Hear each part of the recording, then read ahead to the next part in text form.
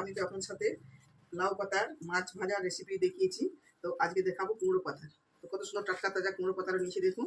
এটা পরপর নিয়ে নেবো, কুমড়ো পাতাগুলোকে এইভাবে সাজিয়ে নেবো। তো একটু ভালো করে গরম জলে আমি ধুয়ে নিয়েছি অনেকক্ষণ ধরে। তো পরপর সাজিয়ে নেবো। এরপর এর উপরেই দিয়ে দেবো এই যে মাছগুলো, ছোটো মাছগুলো দিয়ে দিচ্ছি। পেঁয়াজ দিচ্ছি, কয়েকটা রসুনটা কিন্তু গোটা গোটাই আছে দেখুন। কাঁচা লঙ্কা, আর দিচ্ছি জিরে গুঁড়ো, আর দিচ্ছি হলুদ।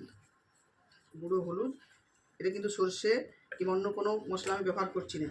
আর এর মধ্যে দিয়ে দিচ্ছি সর্ষের তেল, আর দিচ্ছি আন্দাজ মতো লবণ দিয়ে ভালো করে একটু এই পাতার উপরে মেখে নিচ্ছি। এইভাবে মেখে ছোটো মাছ রান্না করে দেখবেন, খুবই সুন্দর লাগবে ভাত দিয়ে খেতে, গরম ভাতে দারুণ লাগে কিন্তু। এরপর মুড়ে নেবো, নিয়ে কড়াইয়ের মধ্যে ভাজতে দিয়ে দেবো। এটা তেল দিয়ে দিচ্ছি দেখুন, আর এরপর পাতাটাকে দিচ্ছি।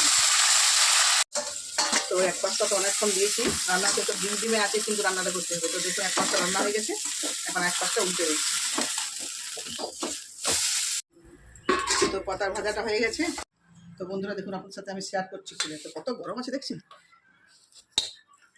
কত সুন্দর সেদ্ধ হয়েছে দেখুন। আর রসুনগুলো কত সুন্দর সেদ্ধ হয়ে গেছে দেখুন। এটা ভাতের সাথে মেখে খেতে যা লাগে না, এই দেখুন রসুনটা দেখছেন কত সুন্দর সেদ্ধ হয়ে গেছে। শাকটাও সেদ্ধ হয়ে গেছে, কত সুন্দর দেখছেন কুমড়ো শাক, দারুণ হয়েছে, দারুণ।